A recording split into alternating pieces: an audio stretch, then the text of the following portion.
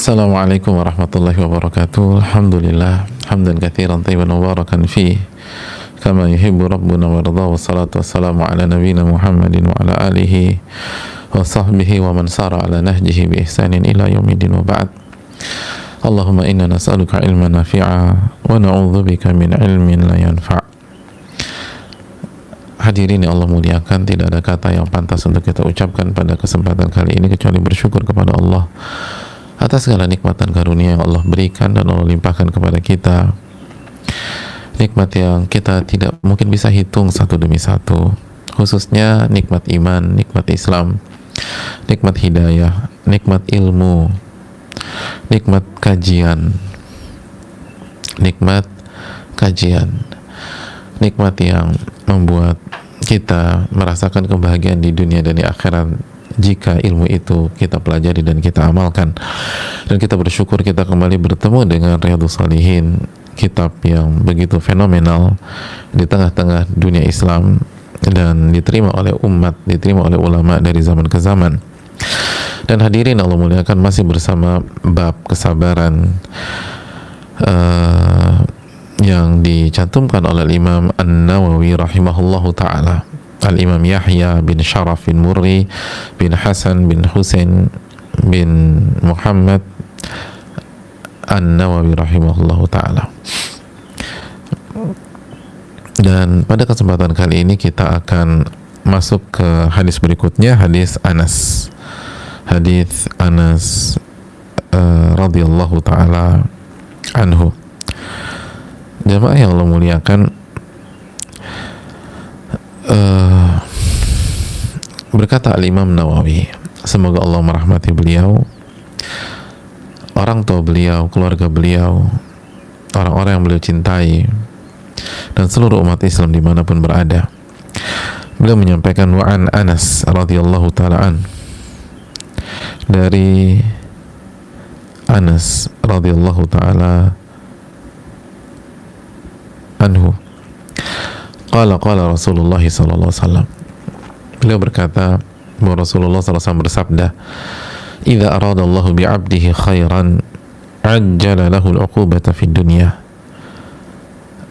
Apabila Allah menginginkan kebaikan untuk hambanya, Allah menginginkan kebaikan untuk hambanya, ajjala lahul uqubata fid dunya, maka Allah akan segerakan hukumannya di dunia. Allah akan segerakan hukumannya di dunia.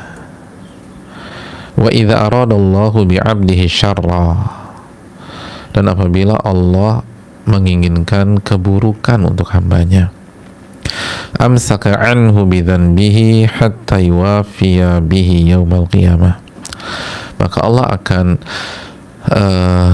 menahan hukumannya atas dosa-dosanya sehingga Allah akan balas dengan sempurna pada hari kiamat kelak. Na'udzubillah. Sebuah fakta yang cukup mengejutkan.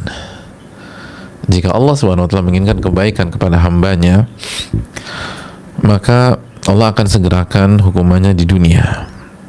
Dan apabila Allah menginginkan keburukan bagi hambanya, justru Allah akan tahan hukumannya di dunia, padahal dia berdosa, hadirin, sampai nanti Allah kasih hukuman yang sempurna di hari kiamat kelak. Hadirin Allah muliakan, hadits riwayat Imam Tirmidzi.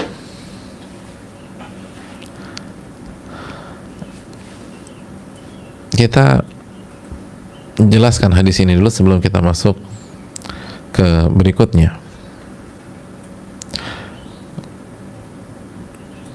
Atau kita lanjutkan. Wa qala Nabi sallallahu alaihi wasallam, dan bersabda Nabi sallallahu alaihi wasallam, inna idhamil jaza ma idhamil bala. Sesungguhnya besarnya pahala itu besarnya pahala tergantung besarnya ujian. Wa innallaha idza ahabba qauman ibtalahum. Sesungguhnya Allah jika mencintai sebuah kaum, Allah akan menguji mereka. Faman radiya falahu ridha, barang siapa yang ridho terhadap apa yang Allah tetapkan, maka dia akan mendapatkan keridhaan. Wa man sakhita falahu sukht, dan barang siapa yang marah, kecewa, tidak ridho, maka ia akan mendapatkan murka. Hadis Tirmidzi, dan beliau mengatakan hadis hasan. Jamaah yang Allah muliakan,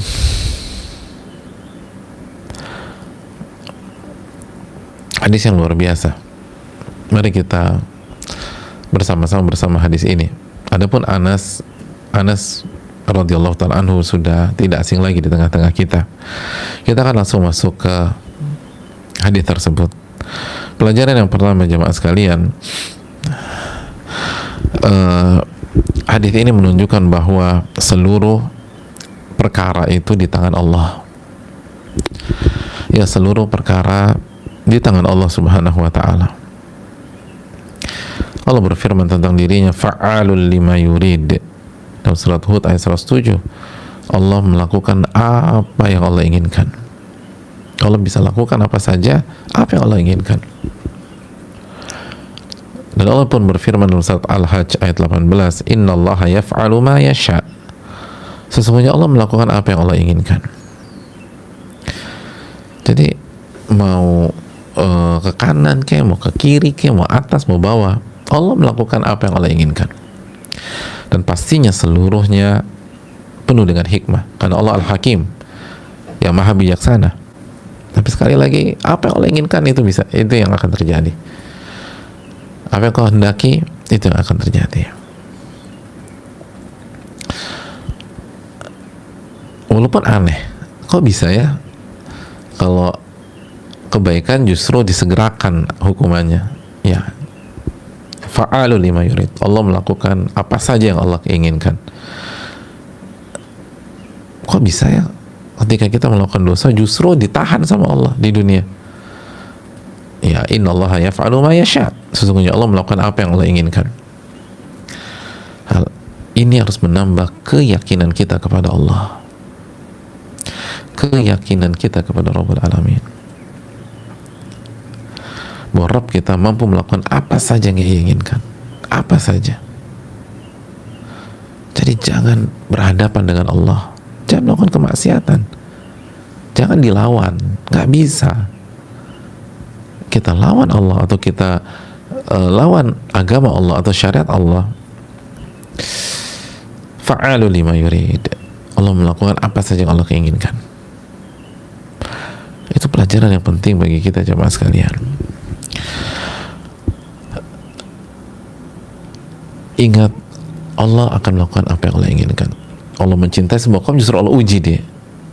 Kok bisa sih Allah melakukan apapun yang Allah inginkan? Tapi ingat, seluruhnya pasti hikmah, seluruhnya pasti bijaksana.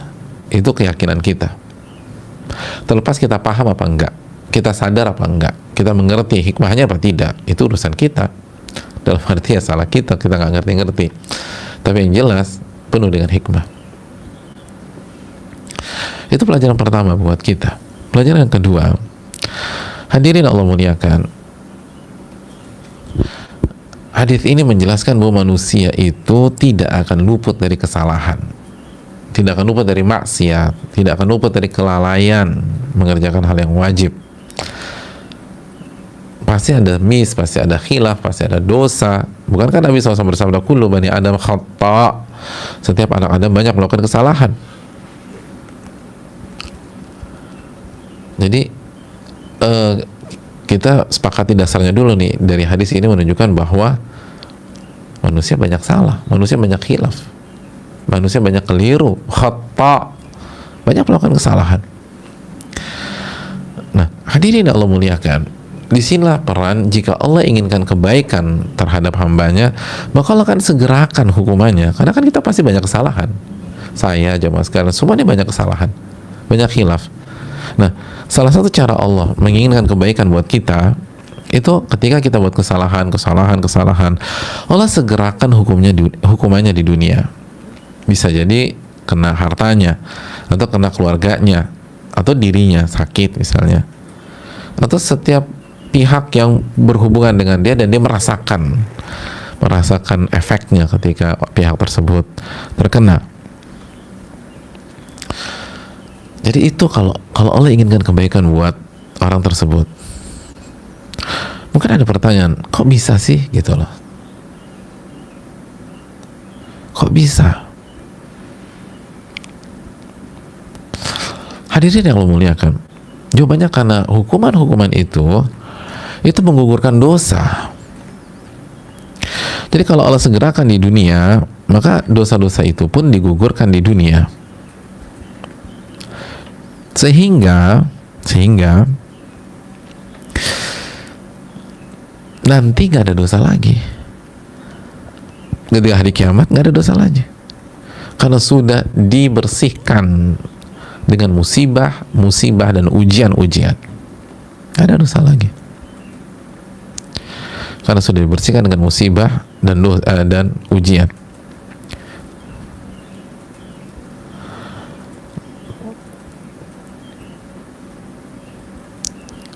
Bahkan kata para ulama, menarik ini jamaah, hatta innahu la yashaddadu 'ala al-insan mautuhu li baqa'i sayyi'atin aw sayyi'atayn 'alayhi hatta yakhruja min ad-dunya naqiyan min adh-dhunub. Sampai-sampai sakratul mautnya itu dipersulit atau dibuat sakit lah gitu. Bukan dipersulit, dibuat sakit ya. Mohon maaf, dibuat sakit gitu, dibuat berat. Karena ada satu atau dua dosa yang masih berada dalam dirinya, sehingga dibuat berat karena masih ada dosa nih.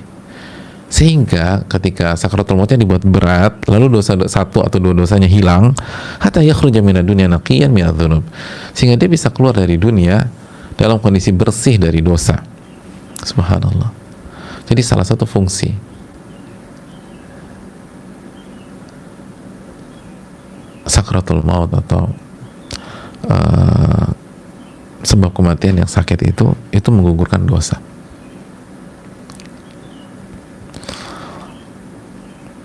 Dan ini jamaah sekalian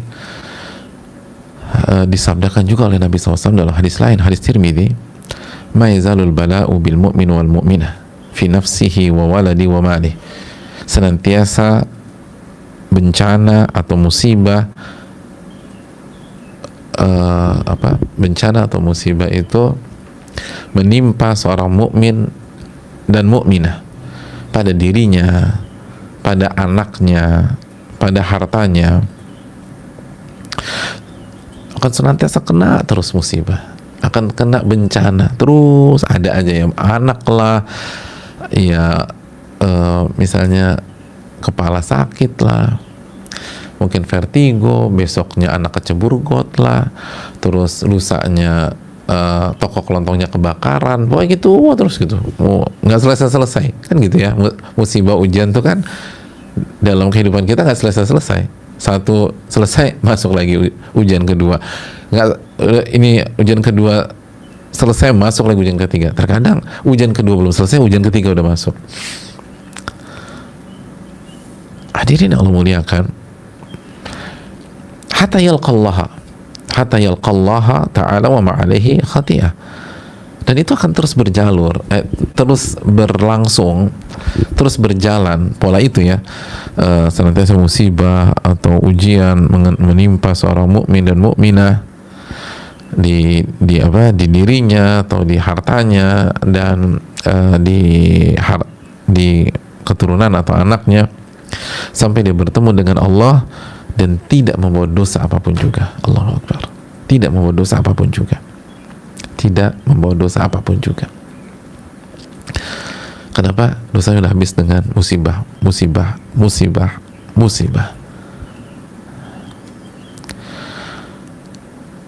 Itu hal jamaah sekalian.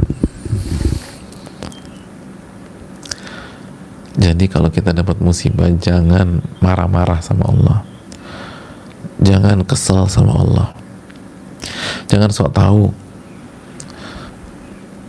Karena salah satu tujuan musibah di dunia agar kita menghadap Allah tanpa dosa, agar kalaupun kita menghadap Allah dengan dosa, dosanya sedikit karena sudah terkikis dengan musibah-musibah tersebut, dengan bencana-bencana itu.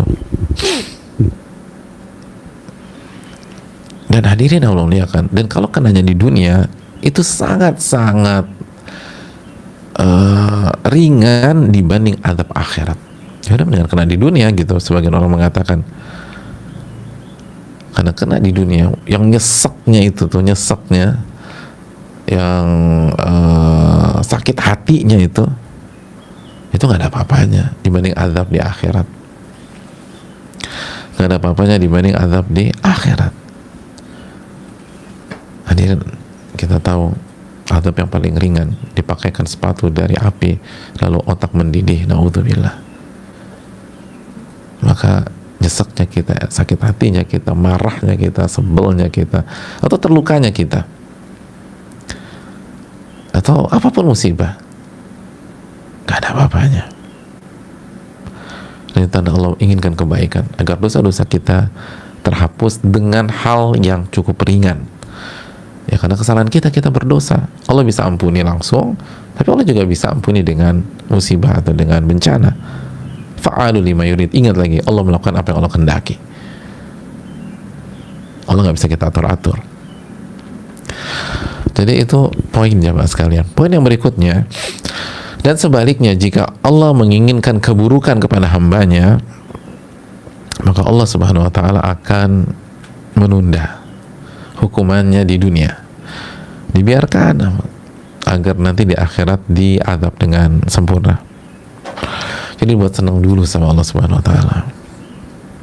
Makanya kata para ulama, renungkan baik-baik, jika Allah inginkan keburukan kepada hambanya, maka Allah akan tunda dan Allah akan kasih istidraj. Subhanallah, istidraj. Saat kita maksiat, bahkan semakin maksiat, semakin melakukan kemungkaran, itu dunia semakin dibuka sama kita, semakin dibuka oleh Allah untuk kita. Semakin maksiat, semakin dibuka. Subhanallah. Biar apa? Biar kita tertipu. Kita pikir itu tanda kesuksesan, kita pikir itu tanda keberhasilan. Oh enggak, bukan itu. Tanda keberhasilan, kesuksesan itu iman, itu ketakwaan, itu taubat, itu sabar, itu tanda kebaikan dan kesuksesan.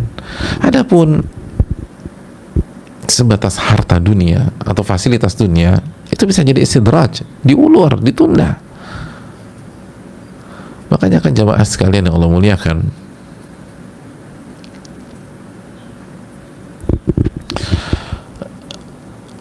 apa kata Allah Subhanahu wa ta'ala dalam surat Al-A'raf ayat 182-183, sanastadrijuhum min haitsu la ya'lamun, kami akan berikan mereka istidraj dari arah yang mereka tidak duga, dari arah yang tidak mereka ketahui. Wa umli lahum inna kaidi matin, dan aku akan tangguhkan mereka, dan ketahuilah inna kaidi matin,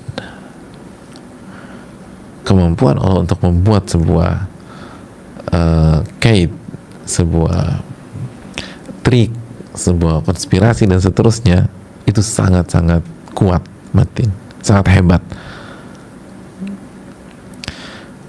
Jadi orang yang maksiat bukannya dibuat sulit, bukannya dibuat susah, tapi diistidrajkan, diulur, dikasih semuanya, dikasih semuanya. Kata Sufyan Ats-Tsauri rahimahullah, maksud ayat tersebut adalah nusbigu alaihimun ni'am wa nunsihim syukra, kita penuhi mereka dengan fasilitas dan nikmat, dan di waktu yang sama kita buat mereka lupa bersyukur kepada Allah. Itu istidraj, dikasih terus lupa bersyukur. Kayak maksiat dikasih lagi sama Allah, maksiat dikasih lagi sama Allah, maksiat dikasih lagi oleh Allah. Orang nggak duga kan, dipikir itu ada reward dari Allah untuk dia, dipikir dia udah jadi orang baik, padahal bukan. Itu istidraj. Anda dikasih A, dikasih B, dikasih C dari fasilitas dunia, padahal Anda maksiat, itu istidraj, itu diulur. Makanya Al-Imam Hasan rahimahullah memberikan sebuah kalimat yang menarik, kamustadrajin bil ihsani ilaih. Betapa banyak orang yang diistidrajkan, diulur dengan kebaikan kepada dia. Jadi dipikir kebaikan, padahal itu istidraj. Itu kasusnya banyak kata para ulama, bukan satu dua kasus, banyak. Wa kam maftun bitsana'i alaih, dan betapa banyak orang terfitnah dan tertipu dengan pujian-pujian manusia kepada diri dia. Dipikir manusia puji dia itu artinya dia baik gitu loh. Atau manusia celah dia itu berarti dia buruk. Jadi ambisinya adalah gimana dipuji-puji oleh manusia. Dan begitu dipuji dia terfitnah. Dipikir dia orang baik dengan sebatas pujian tersebut. Padahal baik atau buruk seseorang, atau baik seseorang itu kalau dipuji oleh Allah, kalau dipuji oleh Rasul Sallallahu Alaihi Wasallam. Adapun manusia sekali lagi bukan parameter. Wa kam maghrurun bisitri alaih, dan betapa banyak orang tertipu karena Allah tutup aib-aibnya. Tertipu sehingga dia merasa orang suci, dia merasa nggak punya kesalahan, dia gampang ngeremehin orang. Padahal bukan karena dia suci, tapi karena Allah dengan kemaha kekuasaannya menutup aib-aibnya dengan sangat indah dan apik sekali, menutup aib-aibnya dengan sangat ketat, sehingga orang nggak tahu dia pendosa. Kesannya dia orang baik, kesannya dia soleh. Nah, bukannya istighfar dan tobat kepada Allah, dia malah tertipu dengan itu. Dia malah tertipu dengan hal tersebut. Hadirin Allah muliakan, itulah istidraj. Lalu Al-Imam Abu Rauq mengatakan, kullama ahdathu khati'atan jaddadna lahum ni'mah. Setiap mereka melakukan kesalahan dan dosa, kami perbaharui nikmat-nikmat duniawi mereka. Bayangkan, bukannya dibuat miskin sama Allah, bukan dihancurkan bisnisnya, tapi dikasih. Semakin dia maksiat, semakin dikasih sama Allah Subhanahu wa taala nikmat-nikmat dunia. Sampai dikasih. Subhanallah. Jadi hadirin Allah muliakan,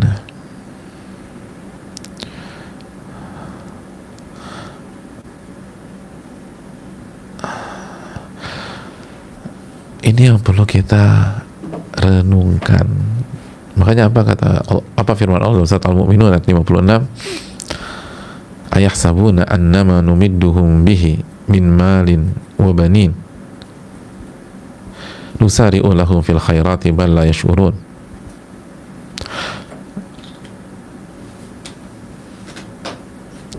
Hadirin Allah muliakan, Allah mengatakan, apakah mereka berpikir menduga bahwa kami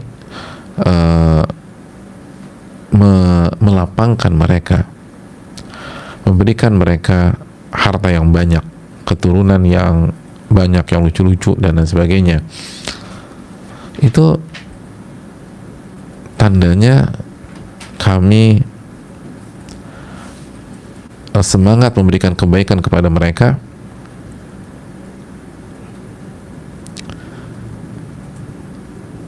Jadi di ayat ke-55-nya, jadi apakah mereka berpikir saat kami melapangkan harta dan memperbanyak keturunan mereka, dibuat cantik-cantik, lucu-lucu, cerdas-cerdas, nusari'u lahum fil khairat, itu artinya kami berlomba atau bergegas memberikan kebaikan kepada mereka?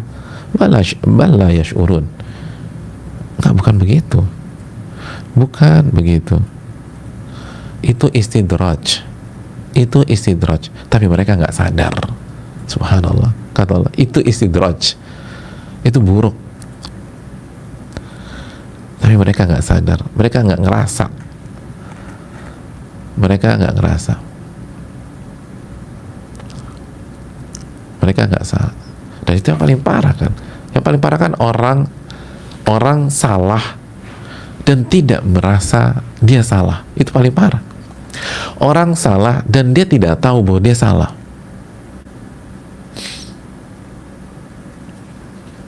Orang bodoh dan dia tidak tahu bahwa dia itu bodoh.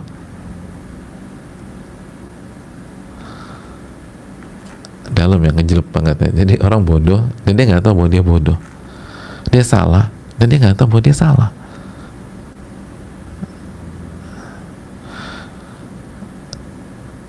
Dia salah dan itu istidraj, sehingga mereka nggak sadar bahwa selama itu mereka salah. Kok bisa istidraj? Dikasih A, dikasih B, dikasih C, dikasih D. Ana manumidduhum bihi min malin. Memang mereka berpikir ketika kami lapangkan mereka harta, lapangkan mereka anak-anak, itu artinya kita kasih kebaikan? Bukan, kita kasih istidraj. Dan mereka nggak sadar. Mereka nggak sadar, kata Allah. Itu 5556. Hadirin Allah muliakan. Sangat-sangat tipis. Sangat-sangat tipis.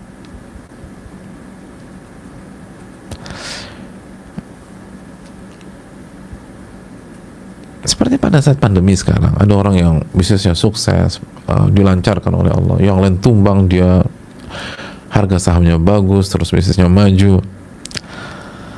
Hadirin yang Allah muliakan,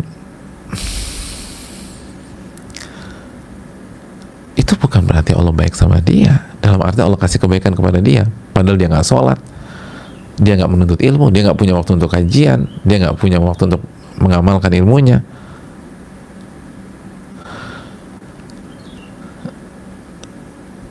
Itu adalah istidraj, diulur. Tapi mereka tidak menyadarinya. Oleh karena itu, ini yang perlu kita camkan. Makanya hadirin Allah muliakan, Nabi SAW bersabda, dan hadis riwayat Imam Ahmad atau Tabrani dan lain-lain, catat baik-baik hadis ini, idza ra'aitallaha yu'til 'abda minad dunya 'ala ma'asih ma yuhibbu fa innama huwa istidraj. Apabila engkau melihat Allah memberikan seorang hamba dunia, jadi Allah memberikan dunia kepada hamba tersebut 'ala ma'asih, di atas kemaksiatannya. Jadi kemaksiatan dan fasilitas dunia berjalan paralel. Pokoknya maksiatnya 5, fasilitas dunia 5, maksiatnya 7, nanti nambah lagi, maksiatnya fasilitas dunia 7, maksiatnya 10, nanti misalnya fasilitas dunia 10, terus begitu kejar-kejaran antara maksiat fasilitas dunia, maksiat fasilitas dunia. Kalau Anda lihat ada orang kayak begitu, bisnisnya lancar banget, tapi nggak sholat nih orang, dia deal pas sholat Jumat dan dia muslim, dia nggak puasa di Ramadan misalnya, dia nggak bertauhid, dia nggak punya waktu untuk datang ke kajian atau belajar menuntut ilmu.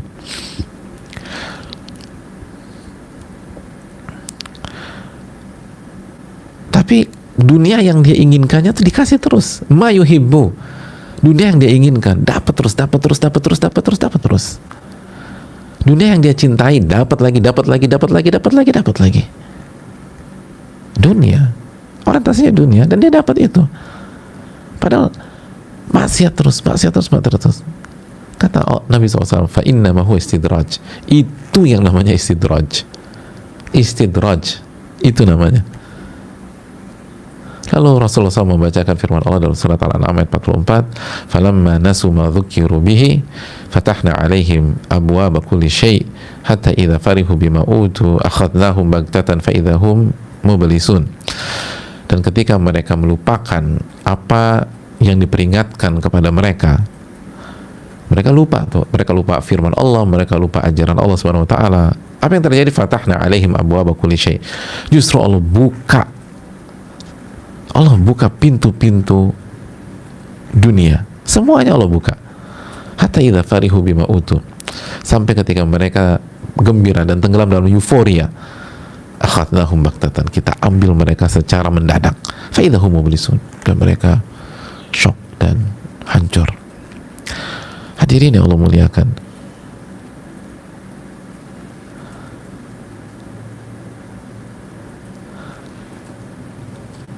jadi kalau Allah inginkan keburukan, Allah kasih istidraj. Itu bukan reward, istidraj. Berdosa, dunia dapat. Berdosa, dunia masuk lagi. Berdosa, dunia masuk lagi. Itu istidraj, jangan salah kaprah. Itu pola Allah.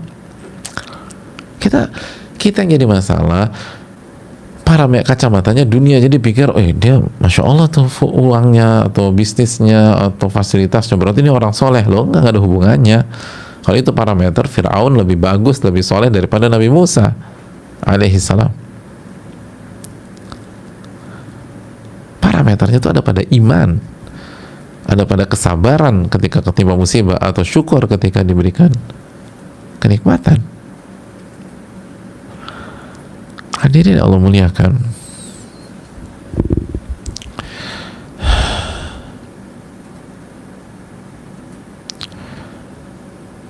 oleh karena itu jamaah yang Allah muliakan,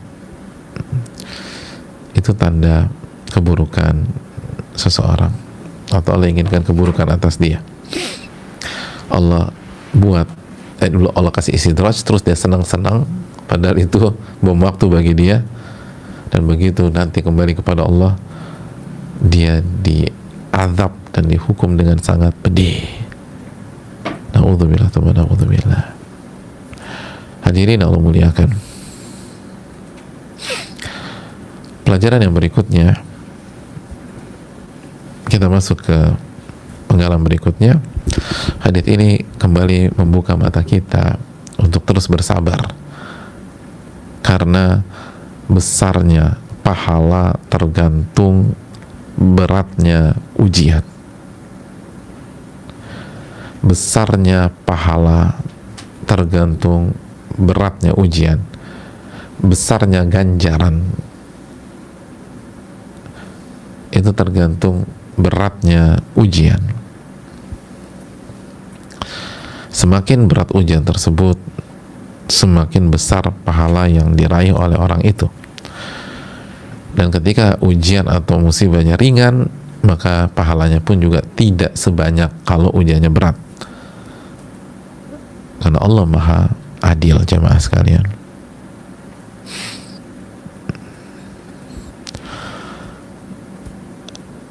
Kalau Allah uji dengan hal-hal berat, Allah akan kasih pahala yang sangat luar biasa.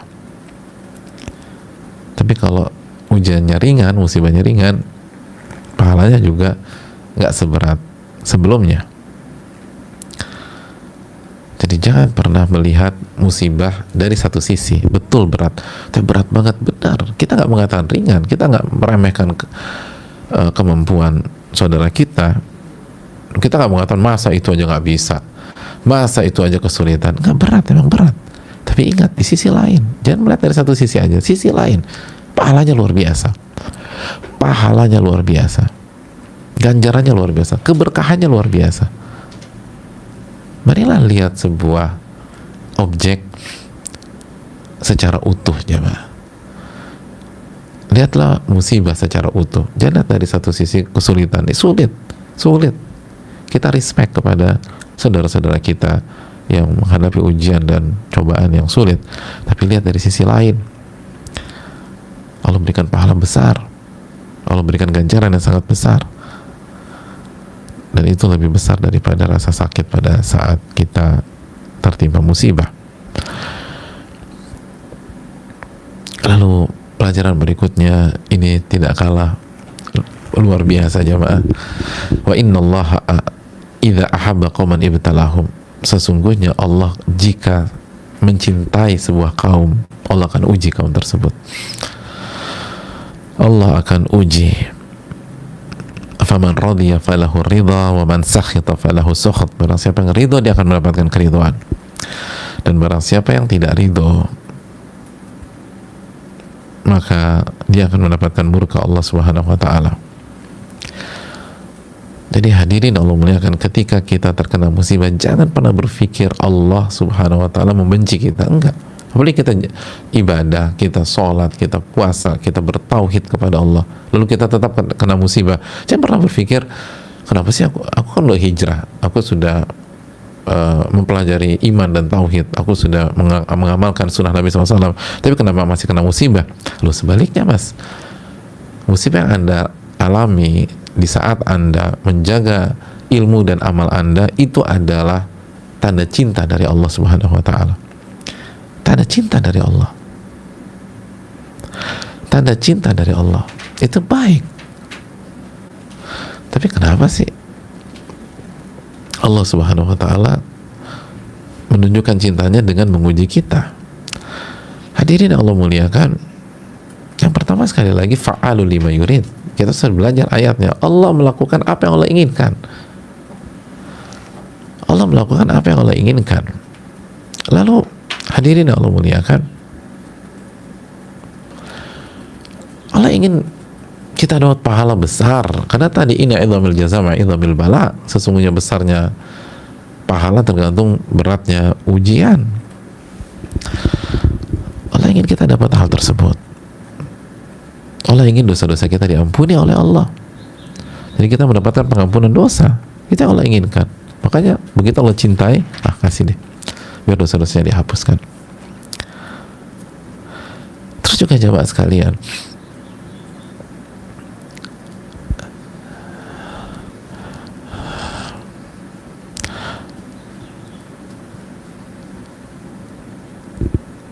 yang perlu kita renungkan juga, kenapa Allah ketika mencintai sebuah kaum Allah akan uji dia? Karena manusia tidak akan berkembang, tidak akan tumbuh, tidak akan menjadi lebih baik, tidak akan kuat jika hidupnya tanpa ujian. Jika hidupnya tanpa ujian. Ada seorang mahasiswa, seorang manusia dari kecil sampai dia besar selalu hidup di zona nyaman, di comfort zone-nya. Kira-kira pada saat dia dewasa dia akan kuat, dia akan punya mental, dia akan berjuang, atau dia akan jadi seorang pejuang? Enggak, dia akan lemah, dia akan down, dia akan mudah mundur, dia akan mudah terpuruk, dia akan mudah jatuh. Kenapa? Karena hidupnya tidak pernah menghadapi ujian-ujian berat. Allah ingin kita lebih kuat, jemaah. Ketika pandemi sekarang lagi susah, PHK segala macam, Allah ingin kita lebih kuat. Allah ingin kita lebih bermental juara.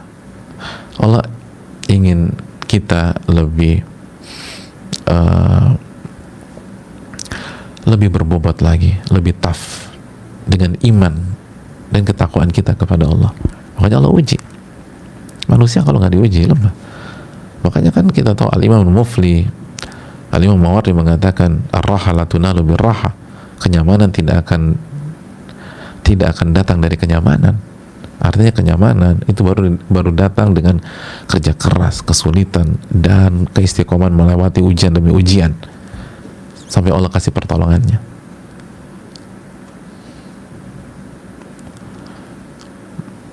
Hadirin Allah muliakan, dan ini sangat penting. Dan manusia kan malas, manusia kan zuluman jahula kan. Surat apa? Surat Al-Ahzab ayat 72 kan, zuluman jahula. Manusia itu zalim minta ampun dan bodohnya luar biasa. Jadi saking bodohnya manusia, dia sendiri nggak tahu apa yang terbaik buat dia. Dia sendiri nggak mau melakukan sesuatu yang akan menempa dia dan akan menguatkan dia. Makanya karena dia zalim banget dan bodoh banget. Jadi nggak mau tuh malas ujian, menghadapi ujian mundur, kabur, dan atau tidak bersabar, marah-marah dan seterusnya, atau drop. Oh enggak. Allah kalau cinta kepada sebuah kaum, Allah akan uji dia. Allah akan uji dia. Dan barang siapa yang ridho, maka dia akan mendapatkan ridho dari Allah. Barang siapa sebaliknya,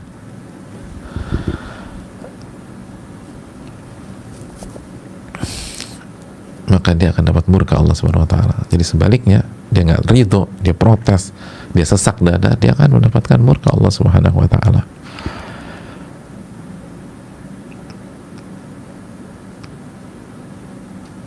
Oleh karena itu, ini yang perlu kita renungkan dan perlu kita camkan. Tidak ada opsi. Maka pelajaran terakhirnya, kalau kita nggak ridho, kita yang sengsara. Kalau kita nggak ridho, kita yang tercekik, kita yang sesek. Faman radiya falahu ridho, wa man sukhita falahu sakhat. Barang siapa yang ridho, maka dia akan dapat keridhoan. Lempeng aja orang yang ridho, dikasih ujian, lempeng aja hidupnya, tenang, nyaman, aman, sakit. Tapi barang siapa yang nggak terima, marah, emosi, nolak, dan seterusnya, maka dia akan tersiksa dengan sikapnya sendiri. Wa man sakhita falahu sukhtu. Dia akan nyesek sendiri hancur sendiri, down sendiri, terpukul sendiri, jatuh sendiri. Maka nggak ada jalan kecuali ridho. Nggak ada jalan kecuali ridho, bangkit.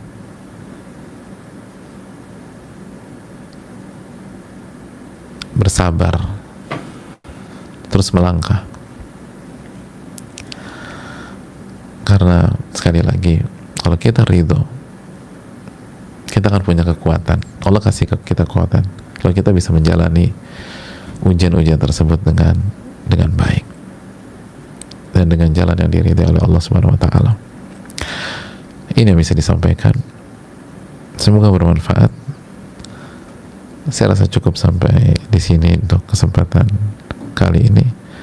Semoga kita bisa mendapatkan ibrah, hikmah, ilmu dari sabda-sabda Nabi kita Muhammadin sallallahu alaihi wasallam. Dan semoga Imam Nawawi mendapatkan rahmat Allah Subhanahu wa taala dan diampuni segala khilaf beliau. Dan semoga kita mendapatkan ilmu yang bermanfaat. Dan semoga Allah menerima amal ibadah kita. Rabbana taqabbal minna. Subhanakallahumma wa bihamdika la ilaha illa anta astaghfiruka wa atubu ilaik. Assalamualaikum warahmatullahi wabarakatuh.